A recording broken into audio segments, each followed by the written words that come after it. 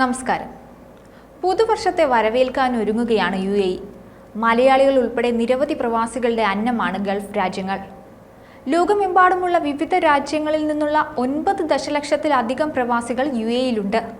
എല്ലാ GCC രാജ്യങ്ങളും കോവിഡിന് മുൻപും ശേഷവും അവിദഗ്ധരും അർദ്ധവിദഗ്ധരുമായ വിദേശ തൊഴിലാളികളെ കുറയ്ക്കാനായി കർശന കുടിയേറ്റ നയം പിന്തുടരുന്നുവെന്നാണ് അറിയുന്നത്.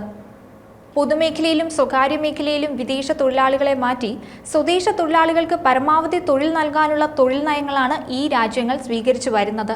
2011 മുതൽ സ്വദേശീവൽക്കരണ നയം നടപ്പാക്കിയതിന്റെ ഫലമായി സൗദിയിൽ നിന്ന് മാത്രം ധാരാളം മലയാളികൾ നാട്ടിലേക്ക് മടങ്ങേണ്ടി വന്നു.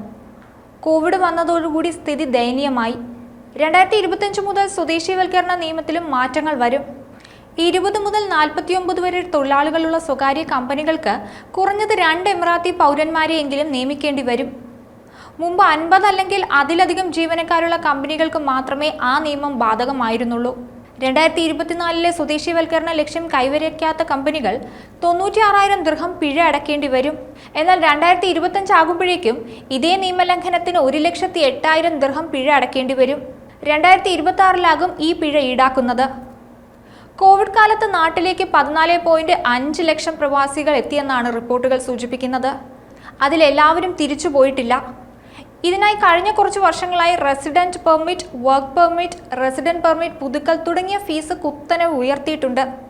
രാജ്യാന്തര യാത്രാ നിയന്ത്രണങ്ങൾ, വാക്സിൻ നയങ്ങളിലെ വ്യത്യാസം, മടങ്ങിയെത്തിയ കേരളീയ പ്രവാസി തൊഴിലാളികൾക്ക് പകരമായി മറ്റു രാജ്യങ്ങളിൽ നിന്നുള്ള കുടിയേറ്റ തൊഴിലാളികളെ റിക്രൂട്ട് ചെയ്യൽ എന്നിവയാണ് അവധിക്ക് വന്നവർക്ക് തിരികെ പോകാൻ സാധിക്കാത്തതിന്റെ കാരണങ്ങളായി ചൂണ്ടിക്കാട്ടപ്പെടുന്നത്. മലയാളികളുടെ ഗൾഫ് പ്രവാസം തുടങ്ങിയത് 60കളുടെ അവസാനത്തിലാണ്. ഇപ്പോൾ UAEയിലേക്ക് മലയാളി പ്രവാസം തുടങ്ങിയിട്ട് അരനൂറ്റാണ്ട് പിന്നിട്ടെന്ന് തന്നെ പറയാം. ഗൾഫ് രാജ്യങ്ങളിൽ ഏറ്റവും കൂടുതൽ മലയാളികളുള്ളതും UAEയിലാണ്. ഉരുവിലും പായ്ക്കപ്പലുകളിലും ബോട്ടുകളിലും ഒക്കെയാണ് ആദ്യകാലത്ത് കുടിയേറ്റ തൊഴിലാളികൾ കടൽ കടന്നത്. പിന്നീട് മുംബൈയിൽ മാസങ്ങളോളം അലഞ്ഞു നടന്ന് കടൽ കടക്കാൻ അവസരം വെട്ടിപ്പിടിച്ചു രണ്ടാം തലമുറ. അവർക്ക് പിന്നാലെ ബന്ധുബലത്തിലും തൊഴിൽ കഴിവിലും അക്കരെ പറ്റി പിൻതലമുറ. അങ്ങനെ നീളുന്നു ഗൾഫിലേക്കുള്ള മലയാളികളുടെ പ്രവാസ ചരിത്രം. നേരത്തെ ബർമയിലും കൊളംബിയയിലും എല്ലാം തൊഴിൽ തേടിപ്പോയ മലയാളികളുടെ മറുനാടൻ ജീവിതത്തിലെ വസന്തകാലം ഗൾഫിലേതാണ്. ഗൾഫ് കേരളീയ ജീവിതത്തിലുണ്ടാക്കിയ മാറ്റം മറ്റൊരു മറുനാടൻ തൊഴിൽ മേഖലയ്ക്കും അവകാശപ്പെടാനില്ലെന്ന് തന്നെ പറയാം. 1970-80 കാലയളവിൽ താഴ്ന്ന വരുമാനം, താഴ്ന്ന സാമ്പത്തിക വളർച്ച, താഴ്ന്ന ഉപഭോഗം, താഴ്ന്ന സമ്പാദ്യം എന്ന നിലയിൽ നിന്ന് ഉയർന്ന വരുമാനം, ഉയർന്ന വളർച്ച, ഉയർന്ന ഉപഭോഗം, ഉയർന്ന സമ്പാദ്യം എന്ന നിലയ്ക്ക് കേരളത്തെ മാറ്റിയത് ഗൾഫ് കുടിയേറ്റത്തിന്റെ അനന്തരഫലമാണ്. 1970കളുടെ തുടക്കത്തിലുള്ള എണ്ണവിലയുടെ വർധനവിലൂടെ ഗൾഫ് രാജ്യങ്ങൾ സമ്പന്നമായി മാറുകയും സമ്പദ് വ്യവസ്ഥയ്ക്ക് പുത്തനുണർവ് ഉണ്ടാവുകയും ചെയ്തു.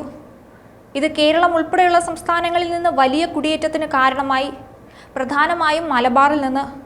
1976 മലയാളികളായ കുടിയേറ്റക്കാർ ഏകദേശം 5000-ഓളം പേരായിരുന്നുവെങ്കിൽ 93 ഇത് 4.3 ലക്ഷവും 2000 ഇത് 30 ലക്ഷവും നിലവിൽ 36 ലക്ഷവുമായിട്ടുണ്ട്. കേരളത്തിൽ നിന്നുള്ള ഗൾഫിലേക്കുള്ള കുടിയേറ്റക്കാരിൽ ഏറ്റവും കൂടുതൽ മലപ്പുറം ജില്ലയിൽ നിന്നാണ്. പ്രവാസികൾക്ക് സ്വദേശീവൽക്കരണം അത്ര നല്ലതായിരിക്കില്ല. പലർക്കും നാട്ടിലേക്ക് മടങ്ങേണ്ടി വരുമോ എന്ന ആശങ്കയുണ്ട്. ന്യൂസ് ഡെസ്ക് ഈനാട് മലയാളം.